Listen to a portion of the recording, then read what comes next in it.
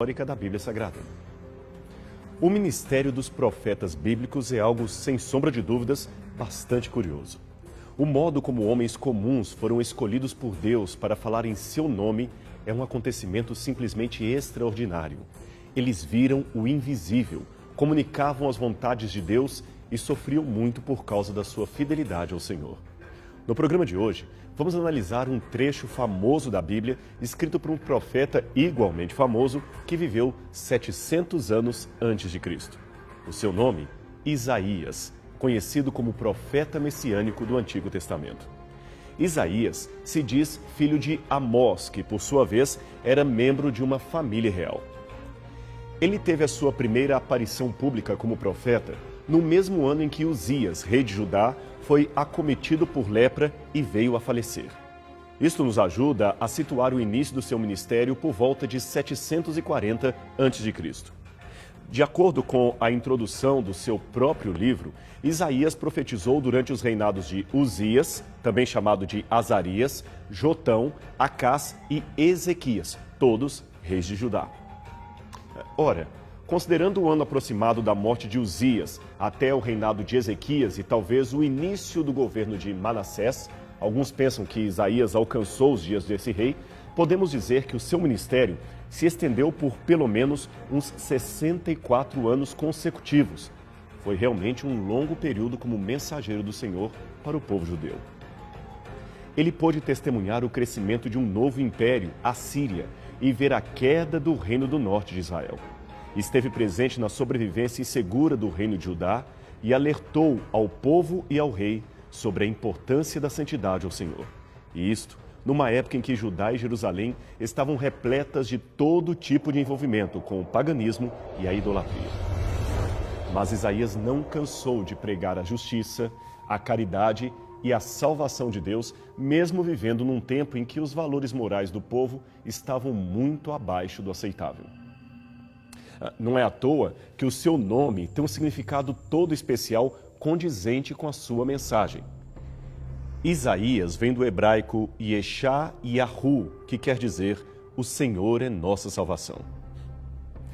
Mas nem todos viram em sua mensagem um conteúdo de salvação.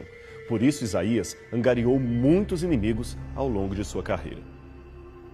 De acordo com uma antiga tradição que data do 1º século depois de Cristo, Isaías morreu cerrado ao meio porque denunciou as atrocidades de Manassés, rei de Judá. Alguns pensam que o texto de Hebreus, capítulo 11, verso 37, que fala de pessoas que foram cerradas ao meio por causa de sua fé, seria uma clara referência ao martírio do profeta Isaías. Mas eles podem até ter matado o profeta, mas não silenciaram a voz de sua mensagem, pois aquela era uma mensagem de origem divina. Seus escritos estão até hoje publicados em Bíblias do mundo inteiro, confirmando o que o próprio Isaías disse. Seca-se a erva, caem-se as flores, soprando nelas o hálito do Senhor. Na verdade, o povo é como a erva, seca-se a erva e cai a sua flor, mas a palavra do nosso Deus permanece eternamente. Isaías capítulo 40, versos 7 e 8. Deixe-me contar para você a breve história de um importante achado arqueológico que já mencionamos algumas vezes em nosso programa e tem relação direta com a preservação do livro de Isaías. Em 1947, um garotinho beduíno andava por essas bandas em Hirbet Qumran, nas proximidades do Mar Morto. Então ele encontrou acidentalmente vasos como estes, repletos de manuscritos antigos. Eram manuscritos judaicos, inclusive com cópias bíblicas que datavam de até 270 anos antes de Cristo.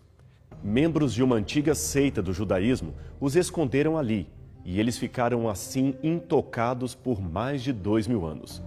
A publicação destes textos ajudou tremendamente a confirmar a permanência do texto bíblico ao longo dos séculos e também a conhecer o judaísmo que existia nos começos do cristianismo.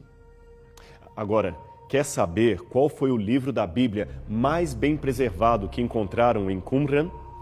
Exatamente o livro de Isaías, que aqui é examinado por um perito em línguas antigas. Uma cópia desse manuscrito ganhou destaque na exposição permanente que existe no Santuário do Livro, dentro do Museu de Israel. Aqui você tem uma cópia do rolo de Isaías encontrado nas cavernas. Veja como está bem preservado. Imagens em alta resolução deste manuscrito estão hoje disponíveis na internet. Realmente, a erva seca, a flor murcha, mas a palavra do Senhor permanece eternamente. Foi Isaías que escreveu isso. Isaías é um livro tão importante que alguns teólogos chegam a sugerir que ele é um microcosmo de toda a Bíblia. É apenas uma curiosidade, mas veja por que falam isto. A Bíblia tem 66 livros, Isaías tem 66 capítulos. Os livros 1 a 39 constituem o Antigo Testamento. Os capítulos 1 a 39 de Isaías também marcam o trato de Deus com Israel. A seguir, no começo do Novo Testamento, temos os Evangelhos narrando o ministério do Messias e também na segunda parte de Isaías temos a descrição do servo sofredor que é o Messias. Finalmente, o último livro da Bíblia é o Apocalipse, que traz a descrição da Nova Jerusalém. De igual modo, os dois últimos capítulos de Isaías trazem a visão do novo céu e da nova terra.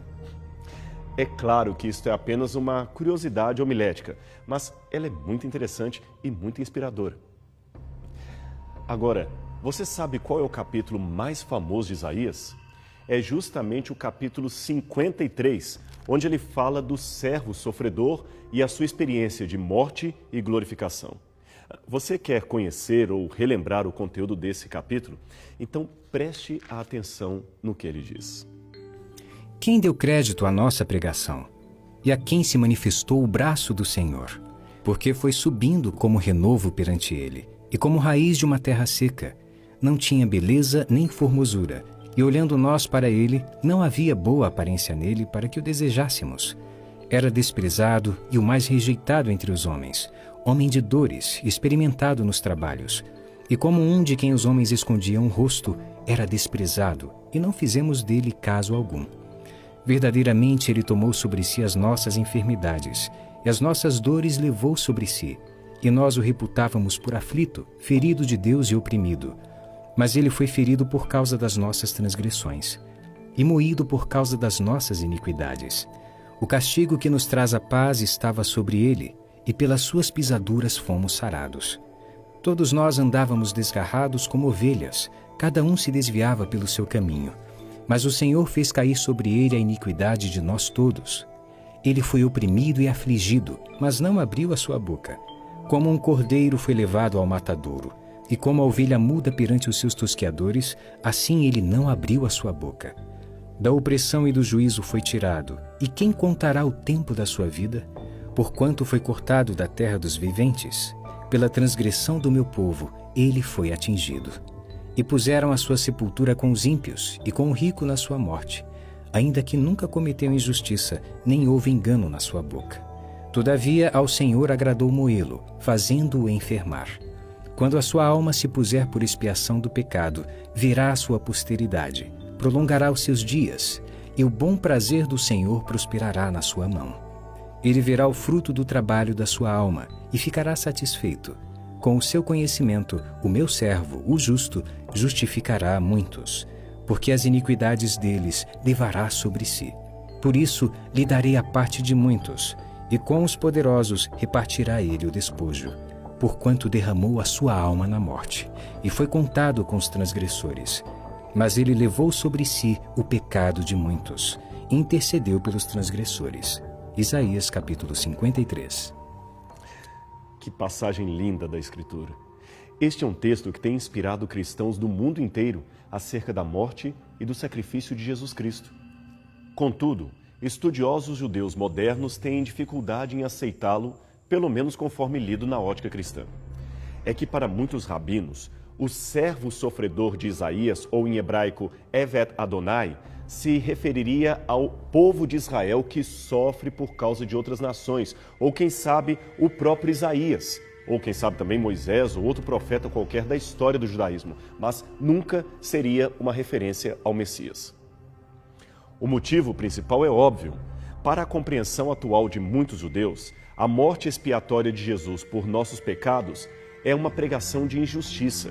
Afinal, não é justo nem sensato que um santo inocente, no caso Jesus de Nazaré, morra pelos pecados daqueles que são realmente merecedores da condenação.